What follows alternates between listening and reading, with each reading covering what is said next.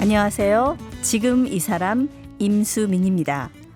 어제에 이어 강원도 태백병원 직업환경의학 전문의로 근무 중인 김선민 전 건강보험 심사평가원장과 말씀 나눠보겠습니다.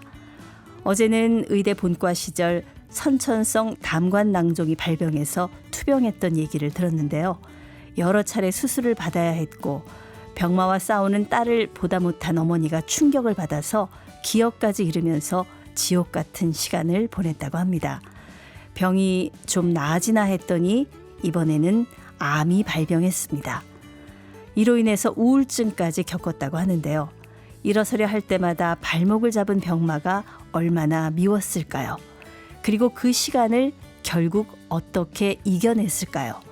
김선민 전 원장 지금 만나봅니다.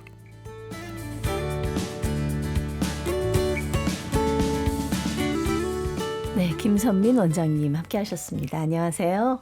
안녕하십니까? 네. 아유, 진짜 10년 투병 생활 했는데 그것도 모자라서 이제 일 좀 할만하니까 또다시 복통이 찾아왔다고요. 이게 어떻게 된 일입니까? 그때 생각을 하면 2003년쯤부터 배가 살살 다시 아파왔어요. 네. 근데 전 배 아프면 항상 옛날에 알았던 그 병을 생각을 하니까 담관낭종 혹은 네. 그걸로 인한 뭐 담도 폐쇄 이런 건가 생각을 하고 병원을 계속 다녔는데도 진단이 잘 안 나오고, 그런데 배도 옛날 아픈 거하고 좀 달라졌고요. 네. 근데 지금 생각해보면 한 1년 가까이 대장암 증상이 있었어요. 근데 대장암이 증상이 없는 경우도 많다고 많은데 그러던데. 네. 저는 진단받을 때 3기였거든요. 그러니까 무슨 증상이 있었냐면 변비가 아주 심했고, 네. 변도 가늘어졌고, 대변 보면 피도 많이 섞여 나왔고. 그래서 누군가 저한테 자기가 이런 증상이 있는데 어떠냐고 만약에 상담을 했으면 이거 대장암이니까 빨리 병원 가봐 이랬을 텐데, 네. 이게 제 문제가 되니까 완전히 이렇게 객관적이 안 객관적이 안 되는군요. 되는 거죠. 예. 네. 그냥 그대로 지나다가 치질인가? 뭐 이 정도만 생각하고 예. 한참 그렇게 앓다가 동네 외과 의원에 갔어요. 근데 선생님 치질 아니다 그러면서 그다음엔 대장 내시경 한번 해보자 그러셨는데, 대장 내시경 하고 이제 잠이 들었다가 다시 이제 깨나서 선생님 보자고 그러시는데, 이렇게 화면에 선생님 여기 이거 보이시죠? 제가 이제 의사라고 얘기를 했었거든요. 네. 근데 보면서 제가 의사들은 이제 악성인 거를 말리그넌트하다고 그러거든요. 네. 저건 말리그넌트하게 보이네요. 제가 이렇게 얘기를 하면서도 전혀 감정이 처음에는 안 실렸어요. 그냥 그렇게 하고 시간이 지나가더라고요. 꿈꾸는 것 같았어요, 처음에는. 네네. 수술 받을 때까지는 지금 내가 나쁜 꿈을 꾸고 있네, 그런 생각이 들고, 퇴원해서쯤 되면서부터 이제 슬슬 실감이 나기 시작하는데 진짜 깜깜한 방 안에 들어와 있는 느낌이요. 네. 이제 나한테는 미래는 없다. 그리고 아무것도 안 남았다. 그러면서 정말 그렇게 내가 힘들게 살아왔고, 네. 그렇게 오래 아프고 다시 그거를 보상이라도 하듯이 정말 남들보다 훨씬 더 치열하게 살아왔는데, 이제와 죽음이라고 40살인데 정말 내 인생에 의미 같은 건 아무것도 없고, 내가 정말 뭐 때문에 이렇게 고통받고 고생을 했지? 그러면서 막 정말 암담하고 네. 화도 나고요. 그 첫 번째 아팠을 때는 네. 그래도 뭐 이겨내고 의대 그렇죠. 공부하고 예. 인턴하고 뭐 다 했잖아요. 그렇죠. 할 거. 예. 이번에는 어떻든가요? 암에 그냥 이제 암이다 했을 세상 때는. 이렇게 끈이 툭 끊어진 것 같았어요. 예. 그냥 그 느낌. 그리고 염치도 없어지고 뭐 아무 생각도 안 나고요. 그냥 뭐 살아나겠다는 생각도 안 나고 그냥 진짜 이제 무력감 그 자체로 있었어요. 그리고 이제 네. 정말 세상이 미워지고 저도 미워지고 예. 자책. 그러니까 내가 너무 그러고 살아서 이렇게 암에 걸린 거 아닌가. 내가 너무 길을 쓰고 살아서. 예, 별것도 없는 인생 왜 그렇게 살았을까. 길을 쓰고 살아서. 그러니까 암에 걸린 이유를 나열하면 100가지도 넘는 거예요. 네. 근데 결국은 그게 다 나 때문인 것 같고 그런 생각을 했죠. 그렇게 하고 다시 세상에서 직업을 가질 거라는 생각은 정말 요즘 애들 말로 일도 안 했던 것 같아요. 그럼 일을 그만두셨어요? 일을 그만뒀죠. 일을 그만두고 이제 당장 이 수입도 없는데 그냥 부모 형제한테 그냥 의탁한 상태로 네. 살아갔고 그때도 이혼하고 한 3년쯤이었어요. 제가 애들 키우고 있었는데 개인적으로도 또 힘든 일이 힘들었죠. 있으셨군요. 예, 정말 힘들었죠. 그때의 그 감정은 어떻게 이루 말로 할 수 없는 이렇게 삭풍이 마음에 항상 붙는 것 같았는데 그 대장암이라는 그 사건이 그 삭풍의 끝이었던 것 같아요. 아주 정말 힘들었죠. 실제로 우울증도 네. 앓으셨다면서요. 그렇죠. 지금 생각해 보면 이혼 그리고 그 전에도 이제 그렇게 큰 병 앓고 나서 제대로 애도한 적도 없고 그냥 막 기를 쓰고 열심히 살았고 네.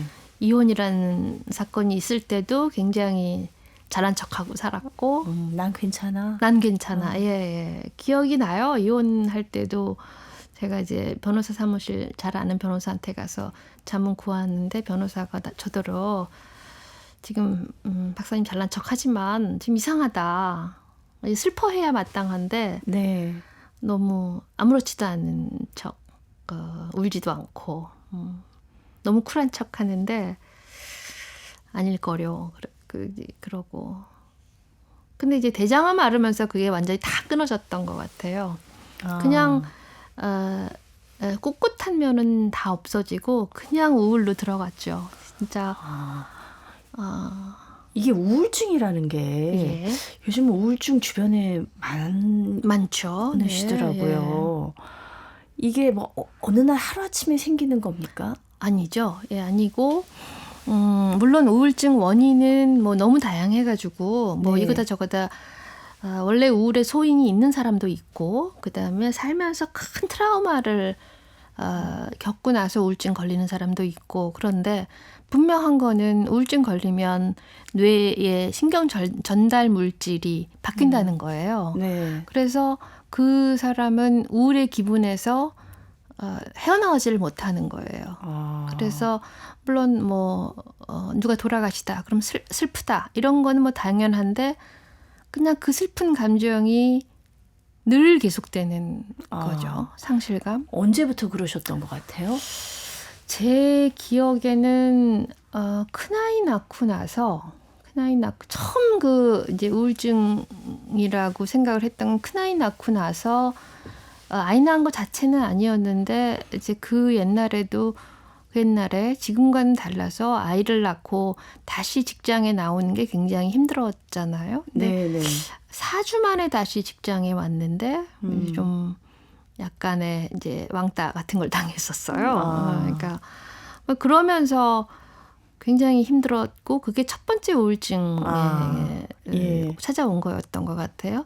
근데 이제 다시 생각해 보면 그 일뿐만 아니라 학생 때 알았던 그런 많은 질병들 그리고 많은 상실들 이런 게 저한테 우울을 야기했을 만한 충분한 일이었는데 저는 나는 괜찮아. 나는 캔디처럼 외로워도 슬퍼도 울지도 인정 않고 안 하고 인정 안 하죠. 네, 인정 안 하고 넘어갔죠. 네. 근데 그게 이제 더 이상 미룰 수 없게 된 게 암에 걸렸을 때도 우울했지만 이제 좀 나아갈 무렵이요. 오히려 암 수술 끝나고 네. 암 수술 끝나고 2년 만에 다시 직장에 들어갔는데 직장에 들어갔을 때 그때쯤 이게 해결이 안 된 이 너무나 깊은 우울.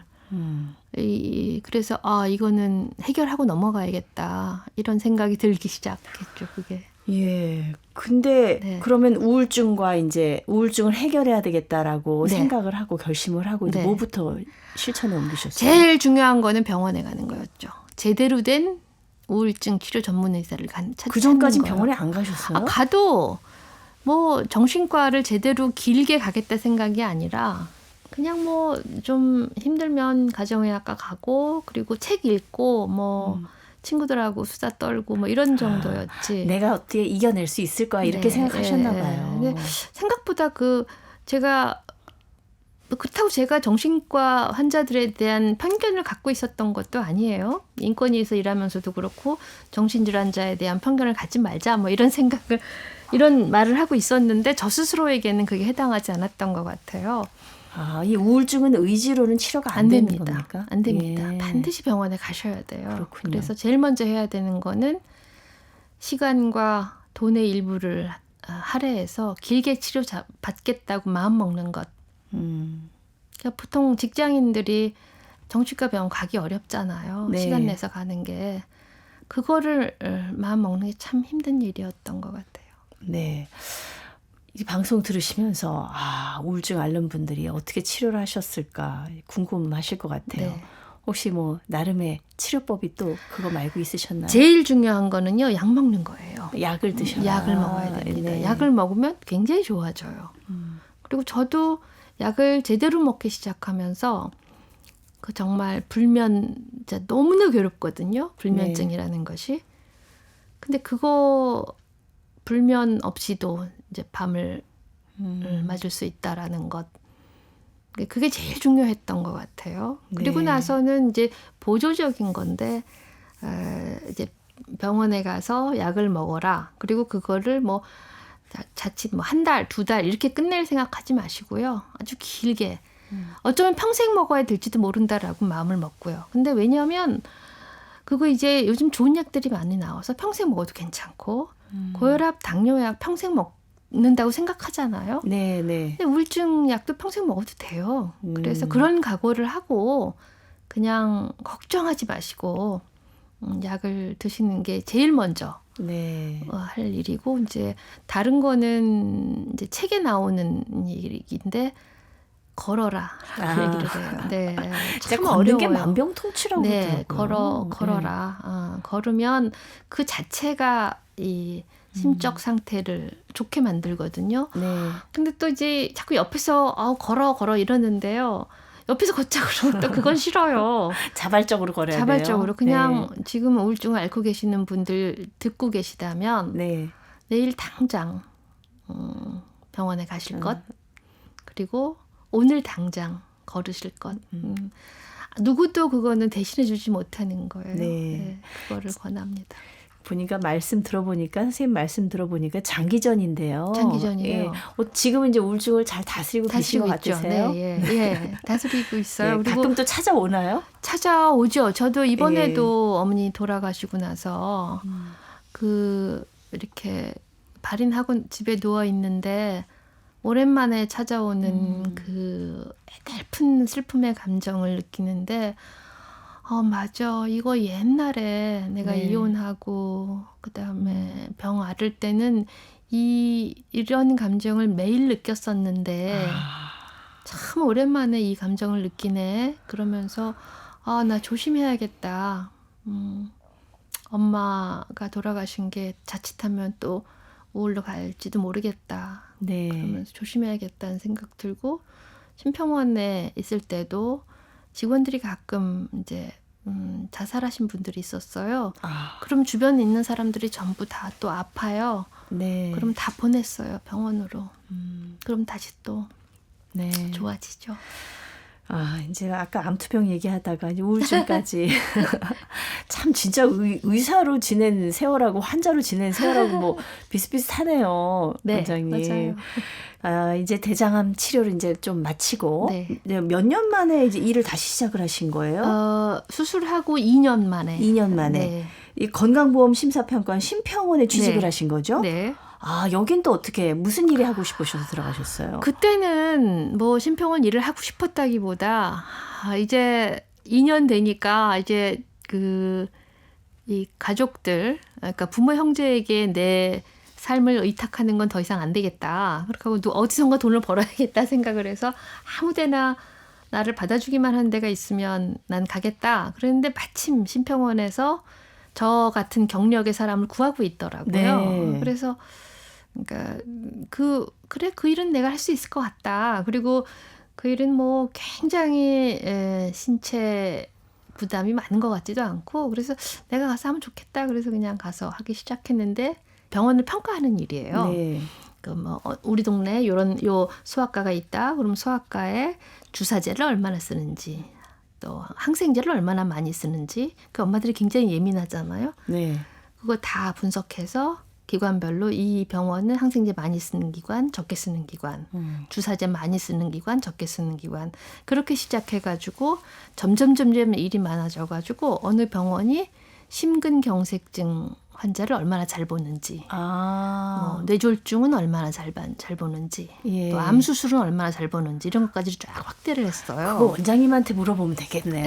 네, 그래서 저는 누가 어느 병원 소개시켜 달라 그러면 네. 우리 홈페이지에 들어가서 그 성적 보고 알려드리고 그랬어요. 아, 네. 그 심평원 홈페이지에 보면 그런 내용이 있군요. 거기 병원 평가 정보 보면 그런 내용이 있어요. 네. 아니, 열심히 일하셨나 봐요. 네. 보니까 그 대장암제 투병하고 몇 년 되지도 않아가지고 여기서 이제 여성 최초로 내부 승진으로 네. 원장이 되셨어요. 네. 어떻게 뽑히셨어요? 원장 된 거는 제가 14년을 일하고 나서 네. 12년 일하고 이제 기획이사가 됐어요. 예. 그리고 기획이사가 되고 나서 원장 이제 전임 원장님이 임기가 다 하셔서 새로운 원장을 이제 뽑을 때가 됐는데 이제 공채가 난다. 이제 이렇게 연락을 받았어요. 네. 근데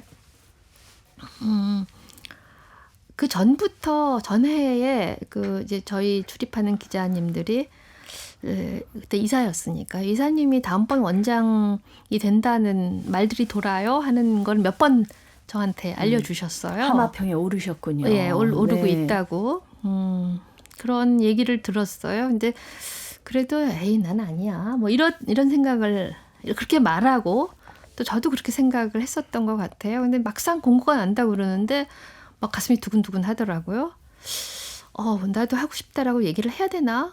뭐 이런 생각을 하고 그러면서 이제 누구누구가 하고 싶어 할 텐데 이런 거 다 우리끼리 다 알잖아요. 네. 근데 저한테 구구절절 막 제가 설명을 하고 있더라고요. 내가 하면 이런 면에서 더 잘할 거고 이런 면에서 내가 왜 지금 심평원장을 해야 되는지 이런 거를 막 제가 이제 하루 종일 설명을 스스로에게 막 써가면서. 면접 시험 공부하신 건 PT 준비를 하신 예, 것처럼. 예, 예. 이제 네. 막 준비를 했는데 한참 이제 그렇게 하고 있는데 갑자기 좀 내가 처량하기도 하고 좀 구차하기도 하다는 생각이 들더라고요. 네.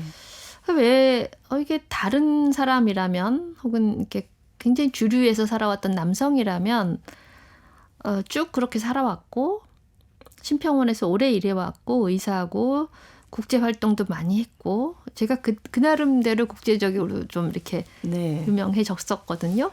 그리고 기획이사까지 했으면 당연히 자기가 원장의 적격이라고 생각할 텐데 자격이 있는데. 있다고 생각할 텐데 왜 나는 나에게 설명을 하고 있지? 아.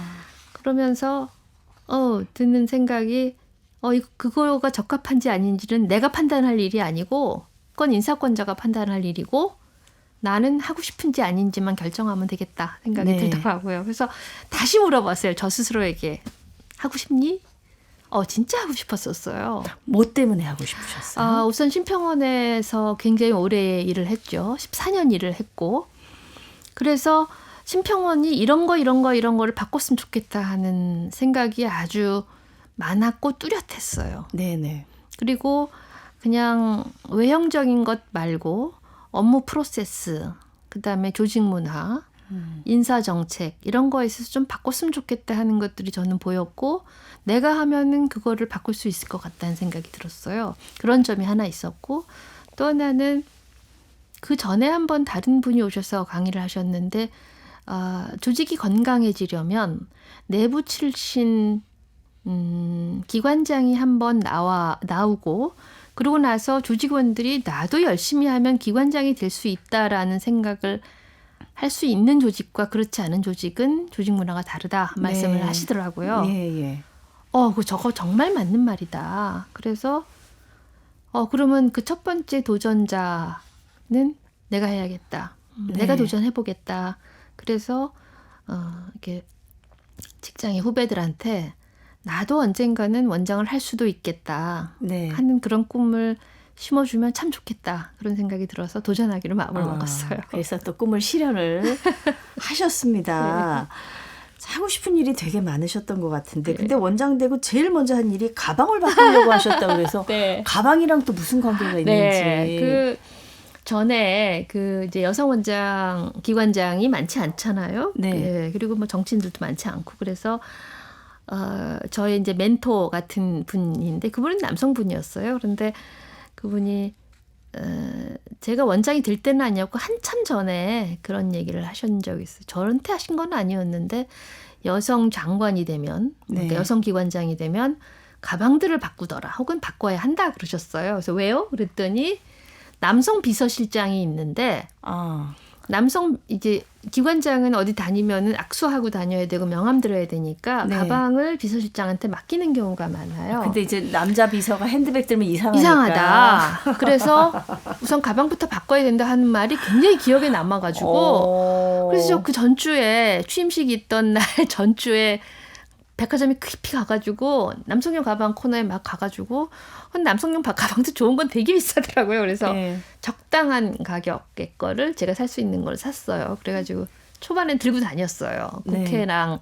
복지부 이런 데 인사 다닐 때 제가 들었다가 이제 어떤 순간이 오면은 이제 맡겼다가 제가 드는데 근데 그 가방이 너무 마음에 안 드는 거예요. 급하게 산 데다가 제가 제 스타일이 원색 옷 잘 입고 예. 정장 옷 잘 입고 이러는데 그 가방이 너무 안 어울려가지고 저걸 계속 들어야 되나 뭐 그러다가 마음을 바꿔 먹었어요.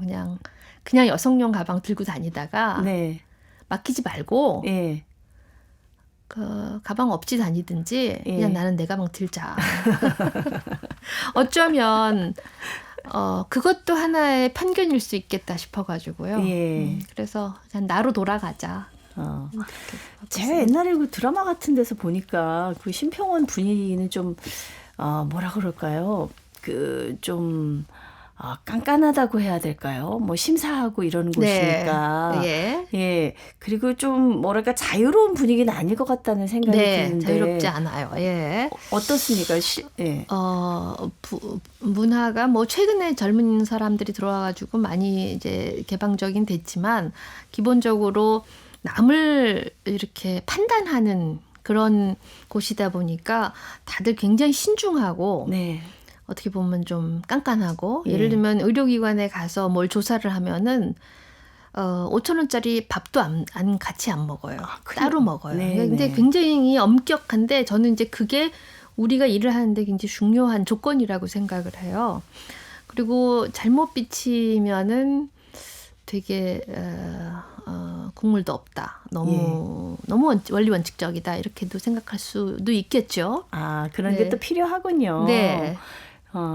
그래도 바꾸고 싶은 기업 문화가 있으시다 그러셔서 어떻게 좀 원장님 일하고 다 달라진 게 있나요? 바꾸고 싶은 기업 문화는 여전히 과거에는 뭐 심평원이 그게 더 심하지는 않았는데요. 저 처음에 들어가서 굉장히 많이 놀랬던 거는 회식 문화, 뭐 저녁 회식, 뭐 노래방으로 이어지고 네. 이런 문화, 그다음에 상명 하복 문화 이런 건 공공기관은 어디든지 있거든요. 근데 그런 건 좀 바꿔야겠다 생각을 했어요. 근데 뭐 그건 저 혼자 바꾼 건 아니고 네. 사회적인 분위기가 그때 굉장히 2018년, 19년 이러면서 여성들 성폭력에 대한 것들 이런 것들 많이 해결이 됐죠. 그래서 네. 그런 면에서는 아주 많이 좋아졌습니다. 전반적으로 이제 사회나 전반적으로요. 직장의 네. 분위기가 좀 네. 많이 달라졌습니다. 바꿔졌죠. 뭐 예. 강제적으로 회식 참석하고 이런 하지도 문화는 이제 않고요. 거의 다 네. 사라진 것 같고요. 네. 회식도 점심에 하는 경우가 많고 네. 예, 그런 것 같습니다. 하지만은 이 건강보험 심사평가원 대부분의 직원들이 뭐 이렇게 뭐 아주 뭐 엄정하게 일을 하신다고 하지만 그래도 제가 볼 때는 병원들의 로비나 이런 것도 굉장히 많을 것 같은데 실제로 솔직하게 어떻습니까? 네, 걱정들이 많죠. 사실 근데 심평원이라는 데가 로비를 하자고 마음먹으면 네.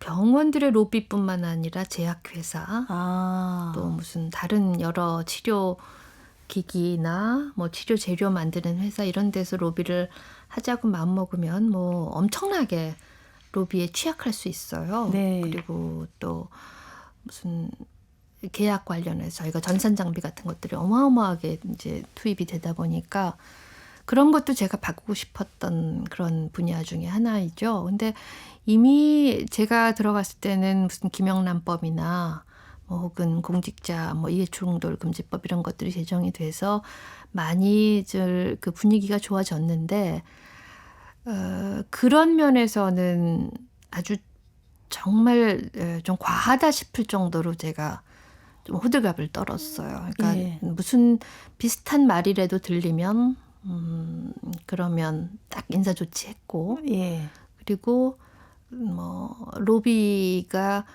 통하는 만한 이렇게 인연들이 있잖아요. 예. 그런 인연들은 다 관련 부서에서 제외시키고 네. 그리고 저 스스로도 누구를 만나면 그러니까 돈이 많이 들었죠. 그러니까 제가 사주는 거예요.